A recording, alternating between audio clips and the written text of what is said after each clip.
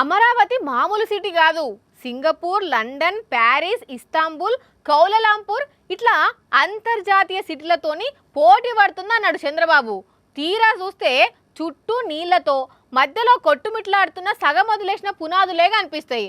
వాటిని చూసి IIT ఇంజనీర్లే shock అయినరు. అమరావతిని చంద్రబాబు ఎప్పుడు హైట్ చేస్తూనే ఉన్నారు. ఇంకా పునాదుల దశనే దాటని అమరావతిని మామూలు నగరం కాదని, దాన్ని చూసి అమెరికా, బ్రిటన్ ప్రభుత్వాలే కుళ్ళుకుంటున్నాయని అప్పట్లో ప్రచారం చేసిర్రు. ఇప్పుడు అధికారంలోకి వచ్చినాక అమరావతి మీద అధ్యయనానికి మళ్ళీ కన్సల్టెన్సీలను నియమించిన చంద్రబాబు దాని వైభోగం చూడడానికి మద్రాసు ఐఐటి నిపుణులు రప్పించిండ్రు. చంద్రబాబు పిలుపు మేరకు వచ్చిన ఐఐటి ఇంజనీర్లు అమరావతిని చూడడానికి కార్ ఎక్కిండ్రు. అరే, మనది కార్లో చూసే నగరం కాదు అనుకుంటా వాళ్ళను ఇట్లా బోట్ల మీద తీసుకువేయండ్రు.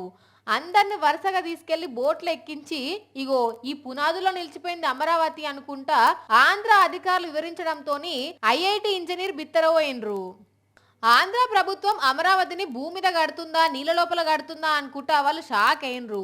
ఈ లోపల ఆంధ్ర అధికారి అదిగో ఆ సగం మునిగింది మా వ్యవసాయ శాఖ భవనం, ఇదిగో ఈ పీకల దాకా నీళ్ళు వచ్చిందే ఇది కోర్టు, ఆ మొల దాకా నీళ్ళు వచ్చాయా అది జడ్జిల క్వార్టర్స్, పూర్తిగా మునిగారా అది మాత్రం ఐఏఎస్ ఆఫీసర్ల బంగ్లాలు అనుకుంటా చెప్పుకొని పోతున్నారు.